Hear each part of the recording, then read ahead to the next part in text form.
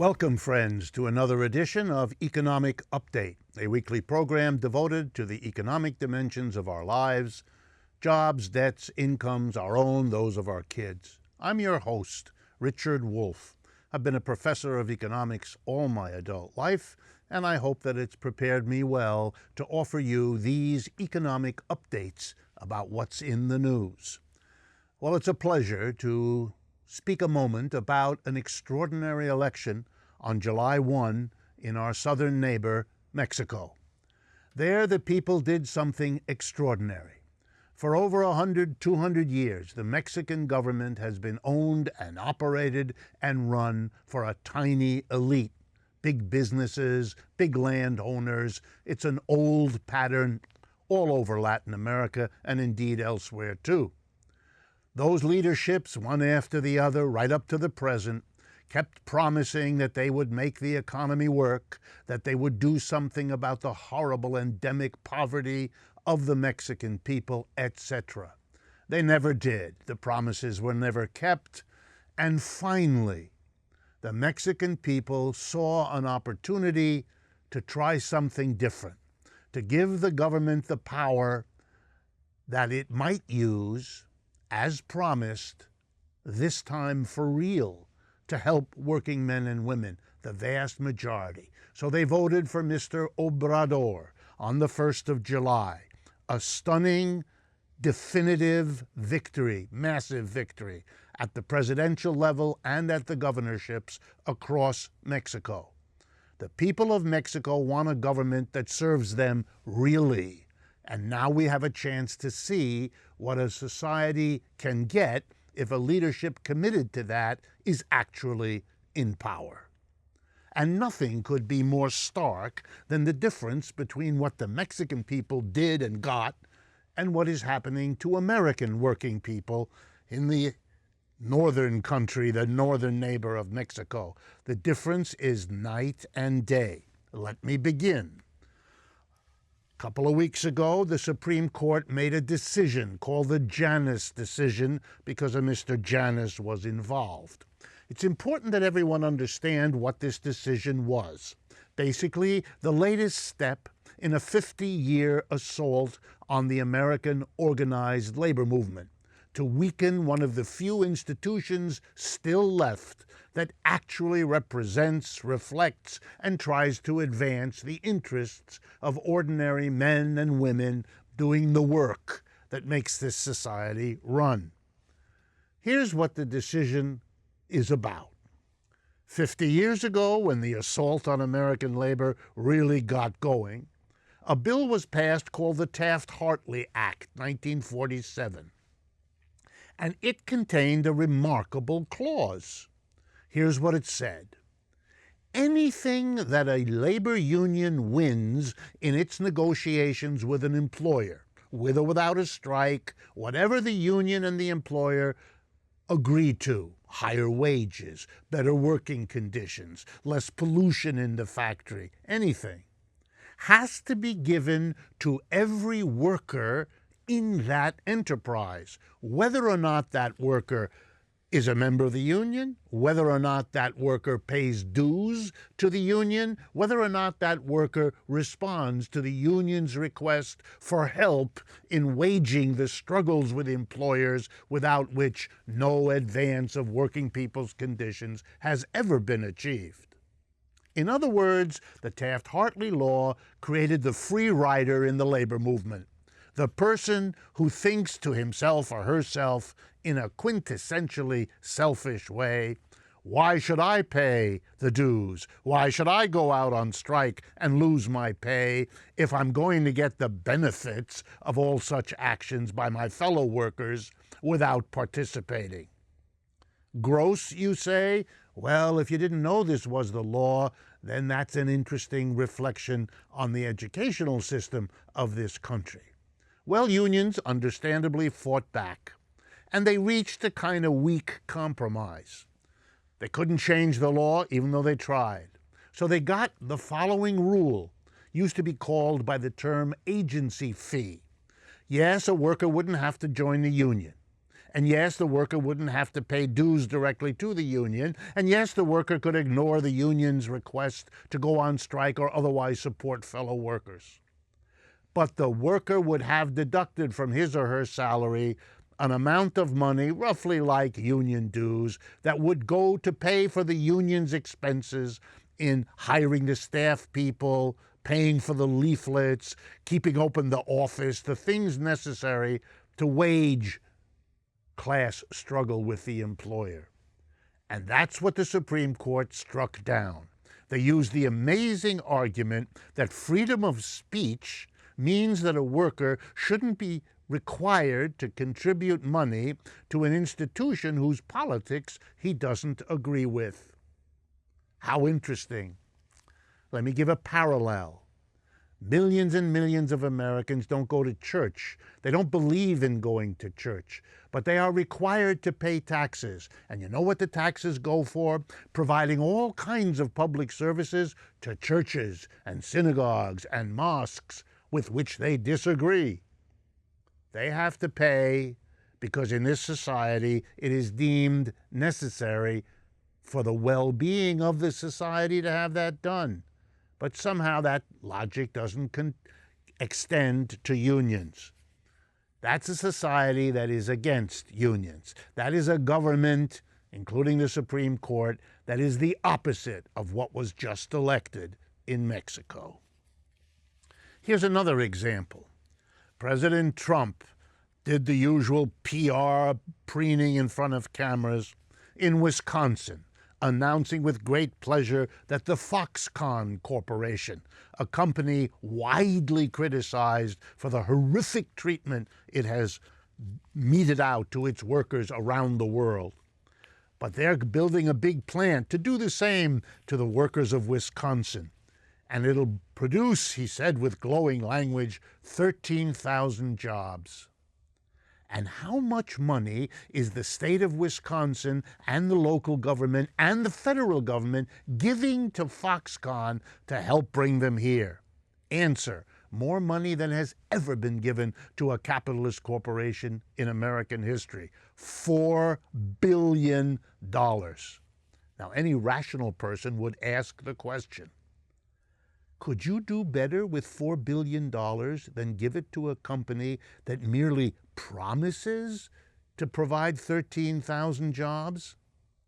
You know, $4 billion will be taken away from countless other programs in the state of Wisconsin and beyond.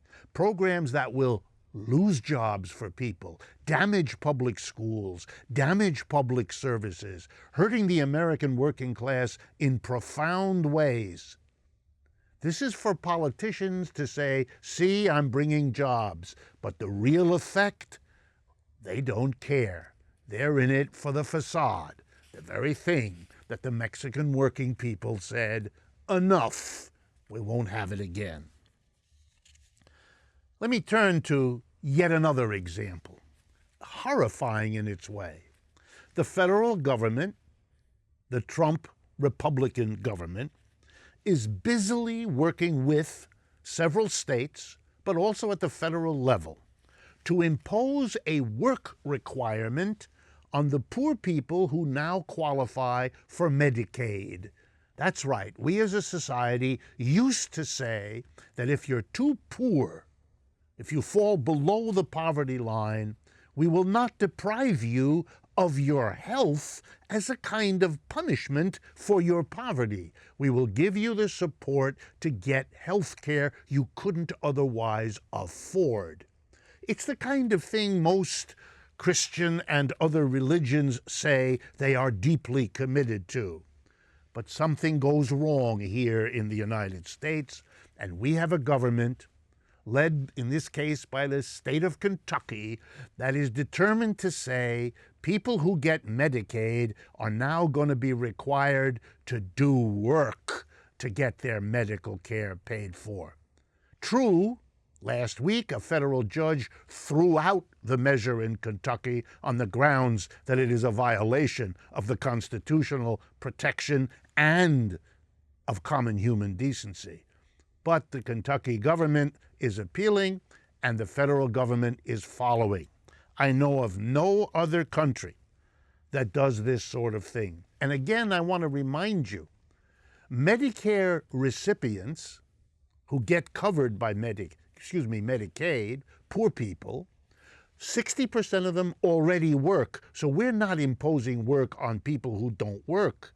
Most of them work, and most of the rest of them can't work because they are physically impaired, mentally impaired, or are required to take care of another member of the family who would be much more expensive to take care of if a family member weren't there to help them. In other words, this is fakery.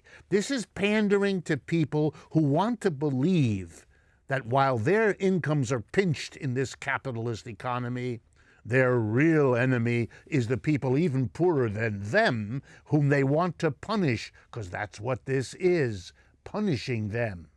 Let me give you an example of people in our society who get government handouts and are not required to work. Again, churches, schools, synagogues, mosques. They get lots of government services. They're not required to work. And by the way, they pay no taxes, whereas Medicaid people, when they go into a store and buy a shirt, they have to pay the sales tax. Churches and synagogues are exempted. People rich enough to lend money to cities and states in America are not required to pay any income tax on the interest they get. And they're not made to work for the benefit of a tax-free income. The wealthiest colleges and universities in America, Harvard, Yale, Princeton, all of them, get enormous tax exemption. They don't pay any taxes at all. And they get big handouts from the government. And what work is required of them to get these benefits? Nothing. What an remarkable society. And then again, we do something else so different from what the Mexicans just voted for, hurting working people rather than helping them.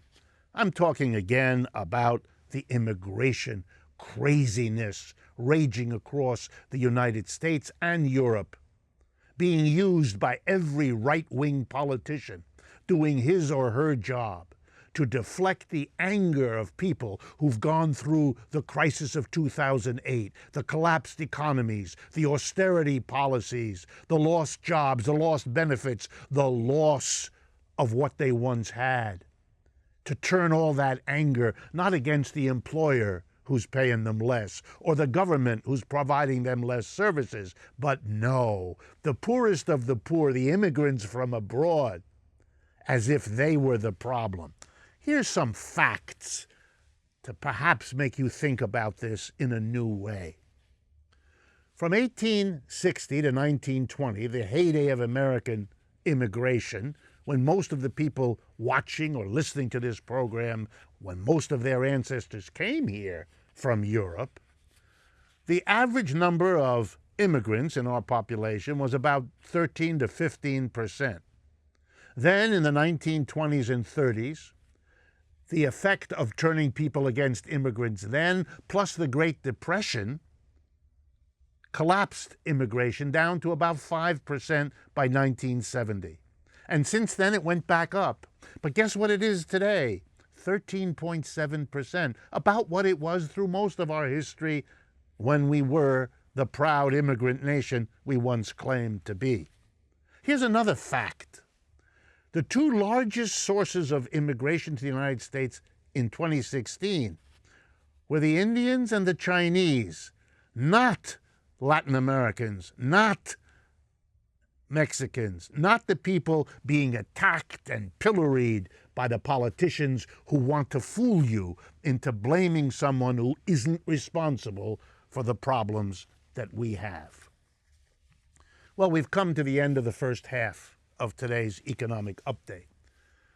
But before making the transition to the next half, when we will have, of course, Dr. Harriet Fraad, who joins us at the first of every month on this program, and who will I talk to and introduce in a moment, I wanted to mention to all of you that Democracy at Work, that produces this program, also supports local groups, people around the world and around the United States who have listened, have learned, and want to become active in changing the economic system, changing this society, learning the lessons of what the people in Mexico have just done, for example. If you are interested in participating in one of these groups or in starting one, please go to the following website where all of the details of this are available to you: action.democracyatwork.info. Once again, action.democracyatwork.info for you to pursue that. Stay with us. We'll be right back with Dr. Harriet Fraad.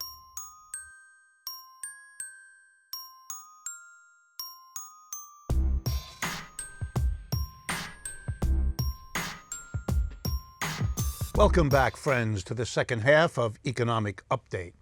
Before I introduce Dr. Harriet Fraad, a person you know well because she's with us at the beginning of each month, I wanted to remind you to make use of our social media and platforms.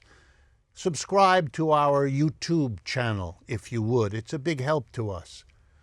Visit us and use us through Facebook, Twitter, and Instagram. Make use as well of our website, democracyatwork.info. In these and other ways, you can participate with us, find out more, get involved with us. It's a way for us to work with you and vice versa. I want also to thank those of you in the Patreon community that have been so supportive to what we've been trying to do, and as the programs proliferate and the support grows, it's a relationship that we value and we want to appreciate. So let me then turn to Dr. Harriet Fraad, a mental health counselor here in New York City in private practice, a prolific writer and author in a variety of places that I tell you about each month. And I want you particularly to make use of her website, Harriet Fraad, that's 2 R's in Harriet and F-R-A-A-D in the last name, harrietfraad.com. Welcome very much to the program. Glad to be here. I want today to talk about something that is scaring millions of people around the world. It's the decline of an empire. You know, the human community has seen that many times. The Greek Empire was once the king of the hill. It passed. The Roman Empire, the Russian Empire, the British Empire, and now the American Empire. You know, it's barely 100 years old. It was really World War I that the American Empire really took off. The old empire, particularly the British, fading, giving way to a new one. It's always been difficult in human history when empires begin to unravel, when the empires try to do more than their puffed up sense of themselves allows them to do. The United States has been unable to win the wars in Afghanistan, Iraq, now Syria too. It can't quite do it. It can't provide the services to the mass of people that the government once could and did. It can't provide the jobs and job securities to the mass of people that it can't do it. And that's not because of the failure of this or that politician. It's a declining empire. I want to explore that with you because one of the ways you know about that and you understand it is that it shows up in the psychology of the people living through this experience, whether they understand that it's a declining empire that's at the root of the problem or not. And so, as you have explained to us in previous programs, white American male workers have been particularly hit by this declining empire right where it hurts. And I wanted to ask you to begin to summarize, and then we can talk in concrete ways about the symptoms that they are experiencing. Well, the way they've been hurt most is because they were at the king of the heap. They were the kings of the heap before in a racist, sexist economy. They were the ones who were hired, and there was a premium on white male labor. The whole world wasn't at our disposal then, so that white males were in demand, and they got what's called a family wage, a wage that could support a family. And that included dependent wives and children. And so two of the gender components of maleness in America, particularly white maleness, were the ability to support a wife and dependent children, A, and B, the ability to be strong and have a sexually organized way of being vulnerable. Men counted on a pretense of invulnerability, and their sexual identification allowed them to be vulnerable to women with whom they were having sex, so that the sex kind of compensated for their emotional vulnerability. Well, one of the things that happened is men can't support women in the household anymore. They're not given family wages. When their jobs were outsourced, computerized, robotized, and mechanized, and they were abandoned in the capitalist search for profit, and their jobs were given to people who work for so much less, or mechanized, robotized, etc., they lost their position. They lost their ability to support their families. Their wives, yes. And if I could interrupt, what always struck me, and I think you've made this point too, is that there's a double whammy here. Not only did the white men lose the jobs, the social position, the authority, the dominance that had come to be theirs as the kind of junior partners of capitalism, but no explanation was given to them. Nothing was done to explain how and why corporate profit-making shaped the decision to go abroad or to automate or whatever, so that in addition to their suffering, they were kind of led to believe that it was somehow their fault. And even if it wasn't their fault, somebody was doing it. Some scapegoat could be identified in the environment to take your anger out on because you were not given any chance to understand it any other way. Well, obviously, the capitalist wouldn't want to say, we are denying you your livelihood because we can make more money elsewhere. Right. And so therefore, the anger would have been directed at the capitalists who deserved it. They didn't want that. They made it seem like a natural phenomenon. In other countries like Sweden and Germany, outsourcing was forbidden. And mechanizing and throwing workers out was also not allowed without getting workers equivalent jobs elsewhere. So that which was presented as a natural phenomenon is obviously preventable if you have militant left unions, which we didn't have. So it was presented as, oh, what happened? We're all gone. Too bad for you.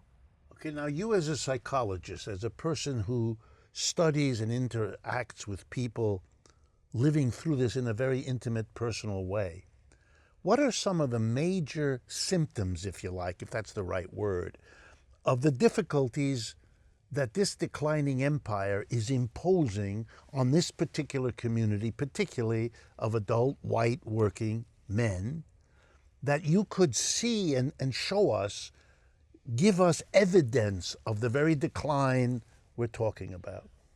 That is quite easy because the male sex role was designed, I am a man because I am a provider, I have a dependent wife and children, and I have a sex partner and a family who she takes care of.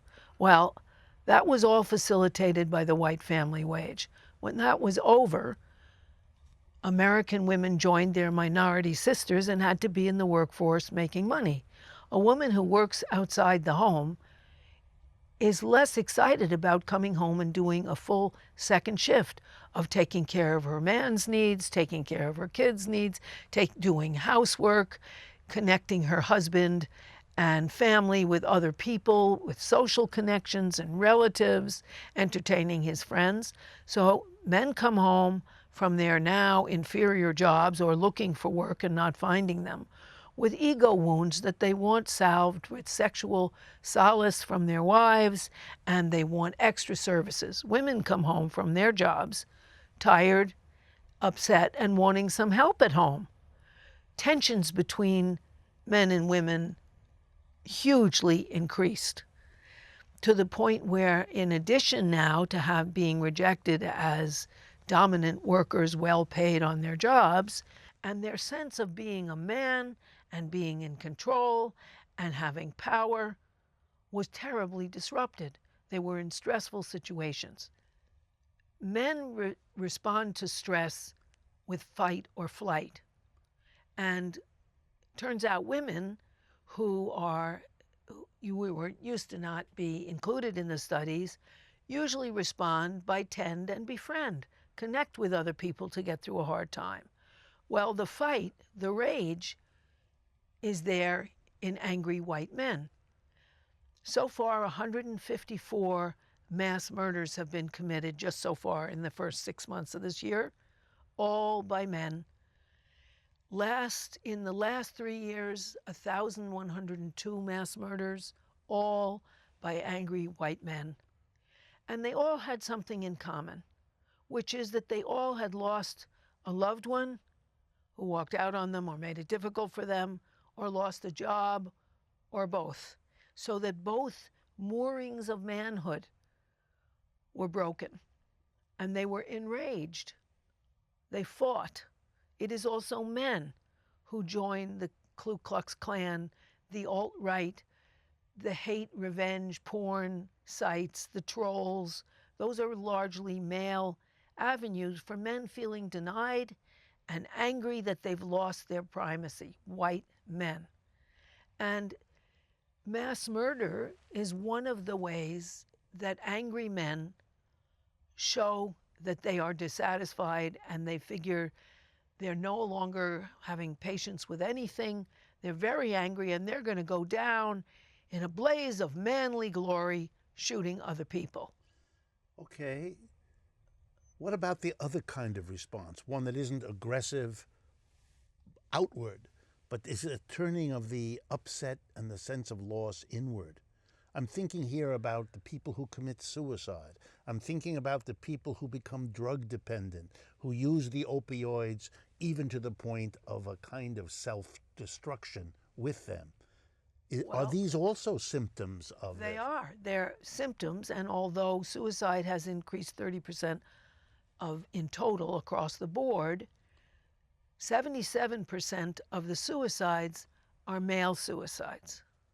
84% are white people, and 77% of those, more than 3/4, are white males, usually middle-aged white males. Why them? Because they thought at this point they'd have a nice place, they'd pay off their mortgage, they would be looking forward to a pension, they'd have seniority in their jobs.